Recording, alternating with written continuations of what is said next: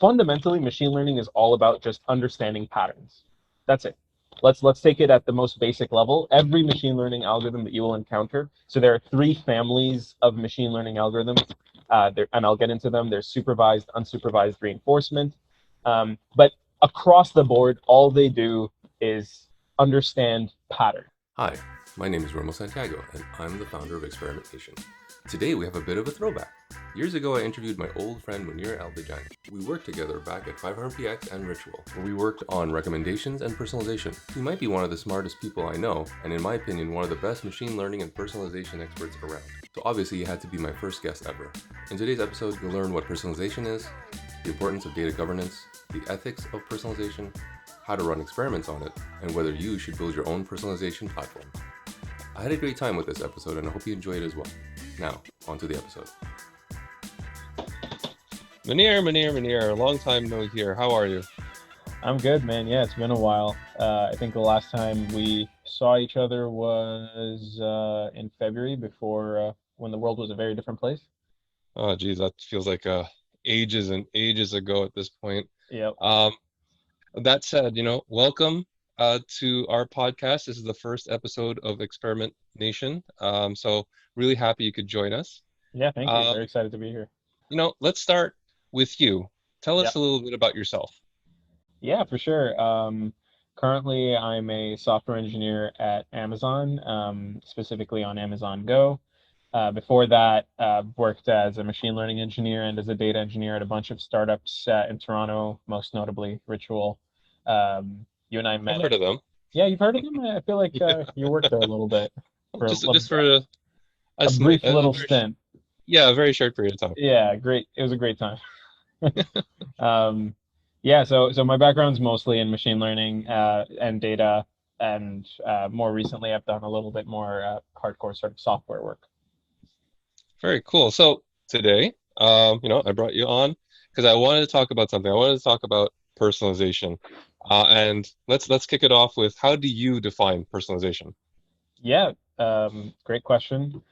The way that I see personalization is it's a way to tailor an experience for users on a platform in order to maximize their engagement with the platform. And it's usually associated with some business objective. So a company will decide that we need to, let's say it's YouTube, for example, we want more people to be clicking on more videos, or we want people to stay on videos for longer. So we're going to make a concerted effort at recommending videos to them that we know they're likely to stay on for longer. So they tailor the experience, the home feed, the videos that they see on the home feed, the videos that they see in the related videos menu are all meant to be catered to that particular user and their interests and their history on the platform, so that they can engage with the platform more meaningfully. And usually that's associated with bettering some business metric for the platform. In terms of recommendation, at least in my case, I imagine it takes a lot of data. You need data to varying degrees. It depends on how you approach the personalization. So, you could build a let's take an e-commerce platform, something like the shopper's website or whatever it is, or Instacart. You could predict kind of what a person is going to buy depending on what they have in their cart without a great ton of data. Like, you could just look at what people tend to co-purchase with one another, what items tend to go well with each other. And you can have rules that look at that and then decide what the person is going to be buying next. For example, we're coming up on Thanksgiving here in the States, and based off of that knowledge, you can kind of infer what a lot of people are going to be looking for when they're buying groceries. So there are definitely very data intensive methods towards personalization, and the efficacy of using them really depends on the platform. It depends on what the content is that you're surfacing to the user and how you're looking for the user to engage with it. But I'd say that particularly on e-commerce platforms, you can get away with doing a lot using just rules. This is Romo Santiago from Experiment Nation. Every week we share interviews with and conference sessions by our favorite conversion rate optimizers from around the world. So if you like this video, smash that like button and consider subscribing. It helps us a bunch. Now back to the episode. Yeah, I wanted to dig into that. Like, there is always this conversation between using a machine learning or /AI versus rules-based personalization. How do you choose which one to use? Is there benefits to using one over the other? How do you look at it? That's definitely it's a great question, and it's one that every organization has to deal with. Every organization that deals with users and surfacing content to them has to deal with at a certain point in time. I'd say that if you have to ask the question, you're probably going to be good with a rules-based system. You know when machine learning and leveraging all the data you have is going to work. Like YouTube doesn't need to ask that question because YouTube has so much data that it's a non sequitur. Like it's just like we need to use machine learning. Or Spotify has so much data, and it's not just about the volume of data; it's about the complexity of the data. So let's take Spotify for example. The data that they're trying to recommend to you are different songs, or different artists, or different albums, and you can choose to represent that data in a way that's complicated or a way that's simple. So if we take a song, for example, one simple way that you can represent a song is by the genre, by the duration, by the average tempo. You can take this metadata and use it as a way to represent a particular song. Um, and then based on that, based on what a user tends to like in terms of genre and what a user tends to like in terms of tempo, based on that, being able to decide what they're going to like next. And with that simple representation of a song, you can build a simpler recommendation or personalization system. But if you want to get a level deeper and try to tap into more latent reasons why a particular user or listener might like certain songs, and then you might choose to represent the song in a more complicated way. So, popular songs or popular ways in doing that are like audio embeddings and music embeddings. And embeddings are, we can get into that a little bit later, but it's like a very high dimensional vector representation of some entity that's meant to encapsulate a lot of the minuscule parts that compose it, that create it, and distinguish it from other entities in the same realm.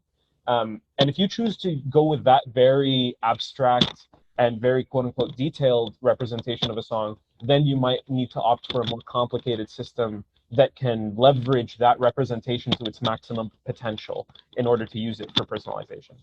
So it has to do with the volume of data, it has to do with the complexity of the data, and it also has to do with the business objective. Because depending on the business objective, you might be able to get away with very, very simple representations and very simple rules. Like I said, going back to the e-commerce platform, your business objective is to maximize GMV, or maximize the amount of purchases that a user has, or maximize their total cart value. If that's the objective, then there are rules that are well studied and learned. It's kind of like, back in the 70s and 80s, there was a lot of research done by MBAs and stuff where you would go into a grocery store and we optimized the grocery store layout. Like we knew that if you put gum and chocolate near the checkout, people were going to naturally pick it up, even though they didn't come here explicitly for it. So rules like that can really, really get you pretty far with an e-commerce platform if your objective is to maximize total cart value or the number of items in a cart. But if you go into a platform like YouTube or Spotify, then it becomes a trickier question, and it depends on what you're looking to optimize. Would it be fair to say that if you can describe it in a understandable sentence, then it's a candidate for rules? I definitely think that would be an adequate qualifier for deciding whether or not to use rules, um, because rules will allow you also to explain your recommendations, which is of huge value to a business need. So if that actually brings up another point, going back to your question, should we use rules? When should we use rules? When should we use machine learning? And really abstract things. I think that if you have a requirement to be able to explain what your system is doing, there's a lot of research being done in explainability in machine learning, but it's still not quite there yet. But rules will always be very explainable. You'll always be able to say, we surfaced this product or this content to this user for this reason, because this rule passed the predicate or whatever it is. So if you have a clear requirement to be able to explain what your system is doing, then rules should be your number one consideration. But yeah, I think your sentence was definitely right. If you can explain it in a sentence, or if you have a hypothesis that's like, I think users tend to like blank, then you should go with a rules-based system. If you want a more fuzzy approach, like, and that usually comes with more ambiguous data, going back to YouTube versus Spotify, then you might need more complicated systems. Okay. From what I'm understanding is that You could take either a rules-based approach or a machine learning approach, but either way, you're trying to maximize the utility for someone. Mhm. Um, Now, because you're using all this data, especially when you get into collecting a lot of big data, Yeah. uh, ethics starts to play a role. Uh, there was a recent article from Forbes. I'll share you. I think I shared the link with you. Yeah. Um, and it says that 17% of consumers feel that personalization is ethical. What that means, it's a good chunk of them feel that it's evil. Yeah. Uh, so, what are your thoughts about using personalization? Is it evil per se, to essentially dig into past behavior to recommend things? I mean, let's start by saying that personalization in and of itself, I don't think is inherently evil or not. It depends on how you use it. So let's take a case study, for example. Let's look at Netflix. All right. Now, Netflix is one of the largest organizations that employs massive personalization systems.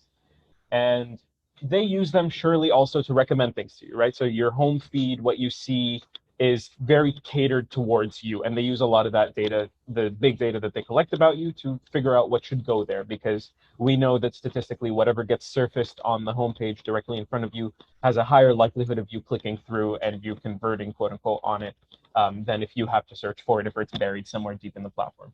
So Netflix, I think in 2017 or 2016, published a paper where they estimated that their personalization systems saved them roughly $1 billion a year at that time, which is a huge chunk of change. And you know, Hmm. you might think that, well, saves them $1 billion a year. Is it because users are more likely to be retained and not unsubscribe because they're getting personalized content? I mean, sure, probably a percentage of the billion is attributed to that, but the vast majority of it comes from how they decide what content stays on Netflix, and what content to get on Netflix. So Netflix's largest operational cost is their licensing fees that they have to pay to studios to get content on their platform. Um, and using their personalization systems, because for ultimately what the personalization system says is that for a given user, these are the movies, these are the shows that we think they might like. So if they can do that for every single user across the platform, they can determine what content most users wouldn't really care about. And in which case they wouldn't go and negotiate with the studio and pay a licensing fee and get that content on their platform, because they know through their data that their user probably won't really care that much for it. Um, so is that an unethical use of personalization? I don't necessarily think so. It's just leveraging the data to optimize costs, but your users are no better or worse for it. You might argue that, well, in that case, maybe low budget indie developments, or low budget indie films or shows don't have an opportunity, or don't have as much of an opportunity of appearing on Netflix, and that's why it's unethical. And sure, you could argue that, but then that's where you have the rise of competing platforms that cater specifically to that niche. So I don't think that in that particular use case, it's unethical to use personalization. Um, So just to jump in there, yeah, so let's say YouTube, you yeah, know, any so when we think about Netflix, we can argue to get on that platform, you have to get vetted and approved. There's a quality check yeah, of some sort with Netflix. Now on YouTube, it's free for all. I yeah, literally uploaded a video a couple of weeks of just nonsense, and there was no person to check if it was good. So it's you could say that if I were to upload misinformation, yeah, just in terms of today's environment, let's say I uploaded something that wasn't necessarily 100% true, the algorithms could just spread that around if it seems like a lot of people are interested in watching that because obviously their business is ad dollars. So yeah, I'm wondering what your thoughts are around the ethics around their model particularly. yeah. So actually, I'm glad that you brought that up, because that was literally going to be my counter example. Like, the one side of the fence is this Netflix's personalization system, where the content that is on there is curated and so on, versus YouTube, where it's kind of a free for all. Or let's even go let's take it to the extreme. Let's look at Facebook, where it's a complete free for all and it's completely unstructured. Um, Hmm.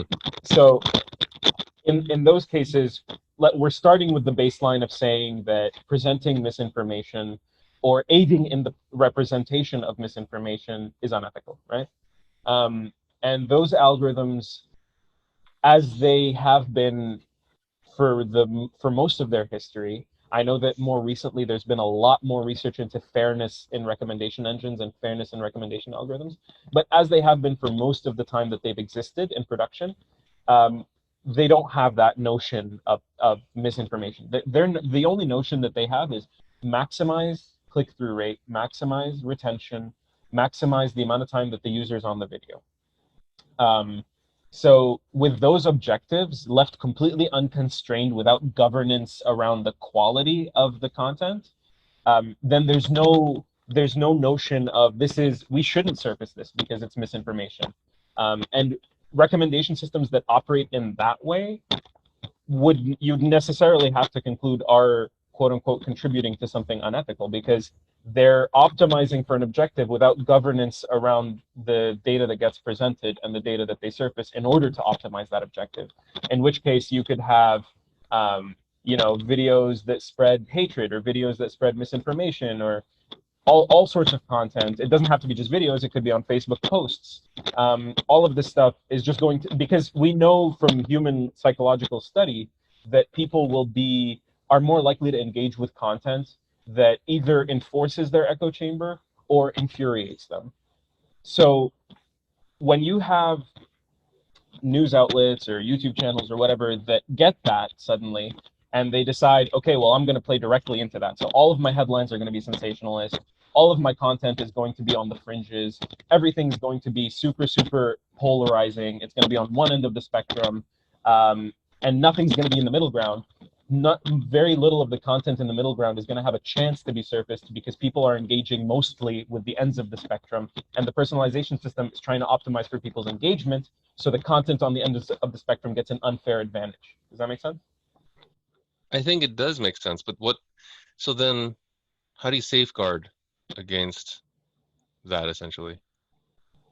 Well, like I said, there's certain research that's more recently has been coming in around fairness in recommendation systems. But ultimately, what it comes down to is your recommendation systems and machine learning in general will only ever work as well as the data that gets fed into it. So it comes down to data governance. It comes down to how do you assess the quality of data? And these are really hard questions to answer, right? Like um, when you look at Facebook and you see that they're talking about assessing the quality of an article or assessing the quality of news or being able to identify whether something is disinformation or not. In a lot of cases, it's very hard for a human to decide that, much less an algorithm. So it comes down to data governance. It comes down to how do you analyze the data that comes into your system and comes into these algorithms, and how do you regulate it or manage it? Yeah. So essentially, I don't even know how to go about setting up this type of governance. Are there examples out there that are doing it well? None that I know of. That's very encouraging. Yeah, no, yeah, no, it's definitely a very hard problem to solve. I think that the more constrained the type of data that you're surfacing is, the more control that you can have. But the more free for all it is, like I mean, the ultimate free for all is something like Facebook or something like YouTube, where anybody can upload anything and there's very little restrictions. It just becomes very, very hard to analyze that. Because you also need objective statements of knowing what's right and what's wrong in certain cases, right? Like you need to Exactly. know. That's a hard question for people to answer. So you need us to figure that out before we can instill it in algorithms.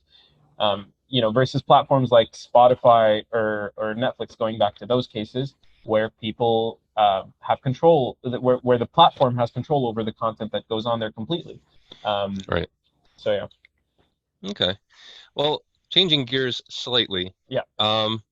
So we've dropped some words during our conversation thus far. Machine learning, artificial intelligence. I always find this conversation kind of interesting, or this debate. What do you, in your view, what is the difference between machine learning and artificial intelligence? I get different answers from different people. Yeah. I'm sure I'm going to be giving you yet another answer to add to that roster. But let's try to delve into that.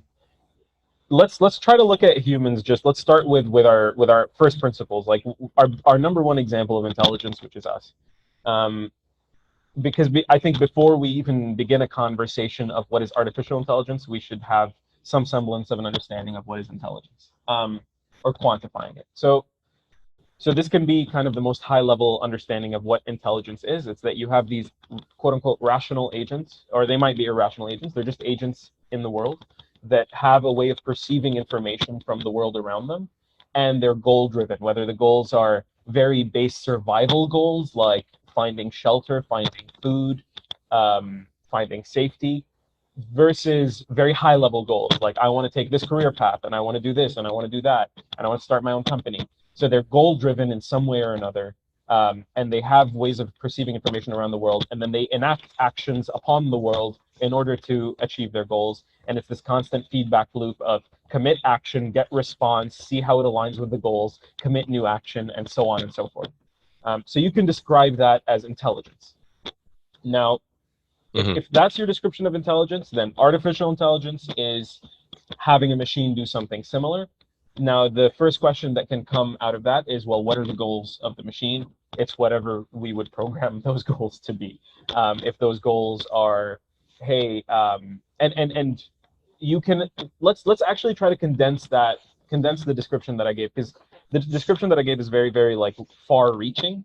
If we can make the world very simple, we can say that the world is comprised of users and videos, and actions in the world are users watching videos. That's the very simple world. In that case, an artificial intelligence could be an algorithm that's optimized, that its entire function, its goal, is to maximize how many users click on videos, or maximize the number of users that click on a particular video, right? But So, isn't that machine learning? I'm gonna get to that in a second. Okay. We haven't talked about machine learning at all. This is all just the idea of Okay. artificial intelligence. Got it. Yeah. So getting into machine learning, fundamentally, machine learning is all about just understanding patterns. That's it. Let's take it at the most basic level. Every machine learning algorithm that you will encounter. So there are three families of machine learning algorithms, and I'll get into them. There's supervised, unsupervised reinforcement, but across the board, all they do is understand pattern. The world is the game of chess. Your state is the state of your board.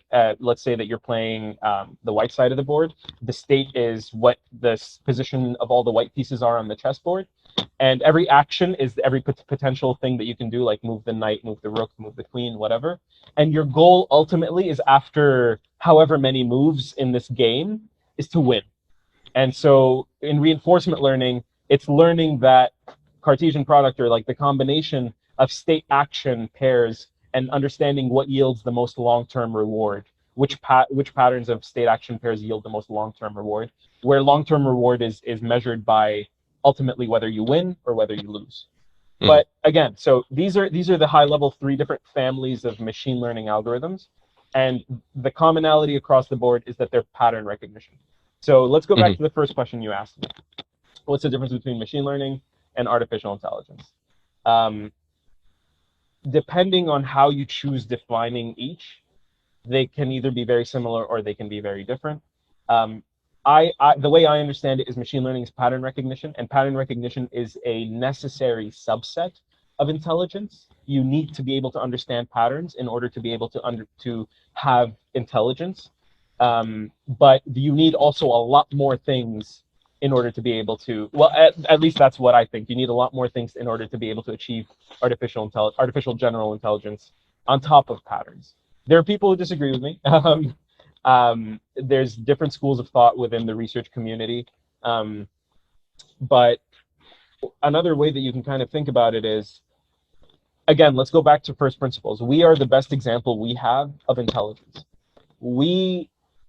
Going back to what I described as intelligence, which is us perceiving information about the world around us and then committing actions in order to further our goals.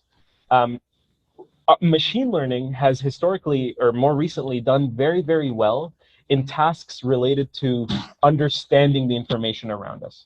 So image recognition, speech recognition, these are sensory, ultimately. These are first principles. These are ways of perceiving information. You might choose to define them as intelligent components in and of themselves, but they alone do not comprise intelligence in its totality. Um, and Okay. Yeah, so machine learning has done very well in terms of allowing us to find an automated way of perceiving information about the world around us, or at least proxying it in the way that we do it as humans. But it hasn't gotten much further beyond that. Um, yeah. So, okay, so you're saying that machine learning, it recognizes things, and artificial intelligence is um, a way to achieve, I guess, in layman's terms, to achieve a thing, Mhm. and to achieve that thing, you need to be able to recognize things through machine learning. Now, would it let's say in Spotify, you can use machine learning to identify a pattern between a bunch of songs, Yeah. whatever. But then my artificial intelligence hat goes on and says, "Well, recommend that to Joe." And isn't that like it almost feels like machine learning is a lot of the hard stuff, and artificial intelligence could be very simple. You can look at it that way, but let me and But in I would that be wrong. no, no, no. Actually, you're completely right because in the world of Spotify, remember again that let's go back to I would say always let's go back to the first description of intelligence, which is you have a world, you have actions, you have states, you have goals, and your objective is to commit actions that maximize your goals. So in the world of Spotify, what you've described is completely right because the heavy lifting is done by understanding the information. Once you understand the information, the goal can be achieved very easily. But that's not true across all worlds. Let's take the world of self-driving cars, for example. Okay, that's true. In self-driving cars, in that world, you need to perceive so many things through LiDAR sensors, through computer vision, through cameras, and these are all different ways of perceiving the information around the car. But then afterwards, that all needs to be fed into a general intelligence system that decides it's safe for you to switch lanes now, or it's safe Hmm. for you to take a right turn. Right. And that that AI is much more complicated than Spotify's recommend this to Joe then. Got it. Got it. So, yeah, all this sounds very uh, complicated. So, I mean, clearly they hire a lot of folks as smart as you to sort out a lot of these algorithms and work on all these models. But is it worth it? Let's go all the way back to personalization, Yeah. and leveraging ML/AI, what have you. Is it worth it? That's definitely a great question. And I think Okay, the we're done. yeah, fundamental, yeah, outstanding. No, I think that the answer isn't. There's no universal answer to that. It comes back to the beginning when we were talking about when should you use AI systems for personalization versus rules-based systems. Is it worth it? I would point you to Google's ad revenue per year. So in that case, 100% it's worth it because their ad tech system, you better believe, is 100% powered by um, these kinds of personalization systems because you, fundamentally that's their revenue model, right? They have they're an ad surfacing platform. That's their thing. So if they can guarantee or they can offer to people who are trying to advertise something that we're going to present it to the users who are most likely to engage with it, then that makes them a very, very powerful ad platform. And they make a lot of money that way. And the way in which they're able to determine that we're going to surface this to the users who are most likely to engage with it is because they have machine learning systems that allow them to understand their users and what they're likely to engage with across multiple domains. Because Google has YouTube, which is Right. video content. They have Google Podcasts, which is podcast content. They have Google Music, which is music content. So they can have a very, very sophisticated, holistic understanding of what their user is and what they like. In the same way that Facebook does. That's another great example. In the same way that Facebook does, um, in order to, I like how you completely ignore, maybe Amazon's doing it too.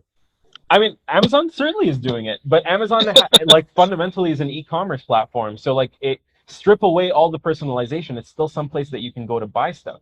But Hmm. Facebook, as far as a business model is concerned, without ads, they don't have very much going on in terms of business model, in terms of revenue, right? Right. And I mean, you don't need to take my word for it. You can just pull up their most recent quarterly statement. But yeah, like strip away all the personalization out of Amazon, you still have an e-commerce platform where sellers can go to sell their things, where buyers can go to buy their things. Um, Fair, fair. but strip that out of Facebook, you have no way to make money. This is a podcast on experimentation, so I have to ask some experimentation questions. Yeah. So you have a lot of these models, ML, AI, personalization.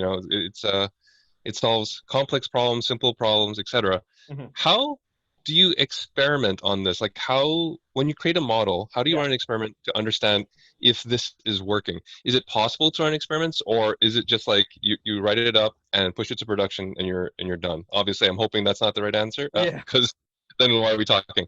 But yeah, I'd like to hear your perspective on that. Yeah, no, I mean, like any other product change or feature change or whatever, it does entail, it does require experimentation. The type of experimentation that you would employ depends on the granularity with which it changes the end experience to the user. So, and what I mean by that is, let's suppose that you have a platform and you have a homepage on that platform, and that homepage uh, surfaces content that users are most likely to engage with. If you are going from a rules-based system to a collaborative filtering algorithm recommendation system, uh, you're changing the way that the content gets surfaced on that homepage. It used to be a rules-based system, now it's a collaborative filtering algorithm.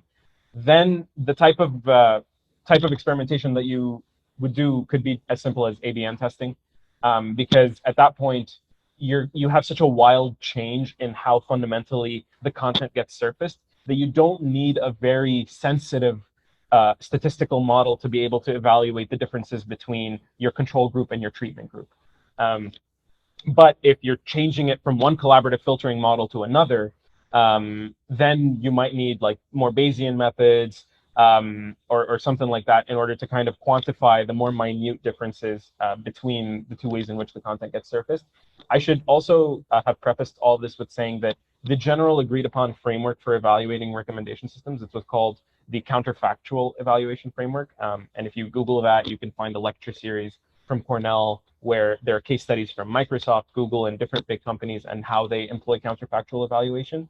But ultimately, the question that aims to quantify is what would the user have done had we not surfaced this content, or had we surfaced it in the control way or in a different way. Um, so underneath that framework, everything kind of universally falls underneath that framework. And then the specific tests that you employ depend on the delta, the magnitude of the delta between the approaches that you're taking to recommend things. In a scenario where, let's say you have a situation where your population interacts with each other, Mhm. how can you A/B test or ABN or what have you in that situation where the users who see the different experiences can interact? Is that a concern in this world? Because if you are sitting beside someone else Mhm. and they see a different thing and they Yeah. talk to each other, doesn't that impact how you're going to evaluate your model? To a certain degree, but that if their interaction with one another ultimately changes the polarity of the metric that you're trying to improve through this system, then yes, you would have it in consideration, but you would only have it in consideration insofar as how it's represented in the data. So let me explain that. Let's start from the beginning. The reason why you build any of these systems is because you have some business metric that you want to improve. The biggest one that people know is CTR, click through rate, right? Hmm. Now let's suppose that I have two users, A and B, and let's say that the platform is LinkedIn, because LinkedIn is a very good example of this. On LinkedIn, depending on when you click the homepage, you get a different set of content ranked on the homepage. The ranking model gives you different things each time, and that's very deliberate. It's because if you see the same thing every time that you go on the homepage, you're less likely to go on the homepage super often in a given day. But if you see something new every time, then you're more likely to be there. Now, let's say that if A and B are sitting next to each other, and A sees different content than B does, and A clues B in on that, and suddenly that causes B to change their behavior that now gets fed into the system the second day that we train the model is going to account for their change, is going to account for the influence that A had on it. So when the model gets retrained on the next day, it'll account Mm. for B's change. So the way in which that gets accounted for is in the Interesting. way that it manifests itself in the data the next time that we train. So the more this happens, the more it trains, it learns that there's going to be a percentage or a Yeah, group of folks that interact, and it just builds that into its own model. exactly. And that's why, like with a lot of these personalization recommendation systems, one of the biggest pieces of machine learning infrastructure that are necessary to have are things that measure data drift, model drift, and concept drift. So what that describes is how much is the uh, is the data today different from the data yesterday? Because if you're not constantly adapting the model to the changes in user behavior that are happening, then your business metric might not continue to move in the trajectory that you want it to improve. So Hmm. you need to always be measuring how different is the data today than it was yesterday. How different is my model responding today than it responded yesterday? If my model trained today responded the way it does today yesterday, how would that have changed my evaluation metrics yesterday? In order to know if historically backfilling on this model would increase performance. Do you see what I mean? Yeah, yeah, that's really fascinating. Um, Clearly, you've done a lot of this work in your previous roles, Yeah. and all that was in-house, right? Yes. So there's a lot of vendors out there that are pitching, machine learning capabilities, AI capabilities. It's Mhm. always one of these selling features, and I'm personally always skeptical of that. But let's put that aside. Yeah. Like, would you recommend folks who are new to this, let's say they're beyond the rules-based approach, Yeah. would you suggest that they build it in-house or use a vendor? It depends on what it is. So, You never give me a straight answer. no, no, I came into this chat planning not to give you any straight answers, but yeah, I think that it really depends on what it is and what the company and organization that's asking this question, what their product is, and what they're looking to consider, and what their size is, and how much headcount they have. But at the every day that I'm online and I'm seeing what's changing in the realm of personalization and machine learning and enterprise level machine learning, there are way more and more products that allow you to self-service these things. Like when I Hmm. when I first started out, it was relatively mature. There was a good amount of products that allow you to self-service, but it doesn't compare to what it is now. At this point, like you could you could go on any of the cloud providing services, Google Cloud, GCP, Google Cloud Platform, AWS, Azure, any of the major cloud platforms will have some baked in auto machine learning or at least a hosting infrastructure and a training infrastructure. So you no longer have to worry about setting all of that up yourself in house. And it's just self service, it's platform as a service. The more ubiquitous that these become and the more easy that they are to use, which they are becoming increasingly easy to use, the less the argument for getting a third party vendor becomes valid. Where it might be valid is if you can't afford the headcount for people who would actually work on this internally, because this needs maintenance. Some of the things that I described, like constantly measuring concept drift, data drift, model drift, um, these need to constantly be evaluated. And as you see those drifts, you need to retrain your models. Or sometimes you might need to fundamentally change how the model makes its predictions. You need people to do that.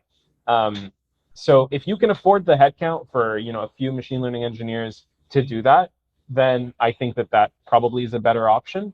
But again, there are, like you said, those third-party vendors that offer it as a service, and that's a good choice too. But I find that with these models, they need to be adaptable. So you need someone to always be on top of them and always on top of what's going on and making changes as necessary. Yeah, so we've been chatting a while now. I think it's time to change gears. Yeah. I've actually never done this in person, so you'll be the first. It's time for the lightning round. Nice. All right. So it actually will be a lightning round. There's no like thinking beforehand. No, there's no thinking. You Yeah. just whatever comes to your mind. Okay. So, real quick, frequentist or Bayesian? Frequentist. Really? Yeah. Yeah, well, I should have picked up on that from your past comments. Yeah. Uh, Machine learning or business rules? Business rules. Okay, I really didn't expect that. We can delve into those after the lightning round if you like. I can cut that out if you want, but Yeah. okay, very interesting. Yeah. R or Python? Python. If you couldn't be in uh, basically machine learning, data science, what would you be doing today? Probably operations research. Operations research. I don't even know what that is. And finally, Yeah. describe Munir in 5 words or less. I would go with all over the place. Pardon me? All over the place. All over the place, man. I'm doing things all over the place. That's perfect. I'm gonna go with Uh, that. knowing you, yeah, that's not bad. Yeah, it's All an right, apt description. cool. That's it. Thank you for coming on to speak on our first podcast. It was a pleasure talking to you. I learned a lot, Yeah, absolutely. and I don't know how to outro this, so yeah, I'll figure that out in post, I guess. Yeah, you can figure that out. All right. Thanks for having All me. right.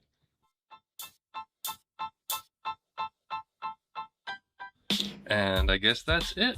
Thanks for listening, and hope to see you soon. Check us out on experimentation.com.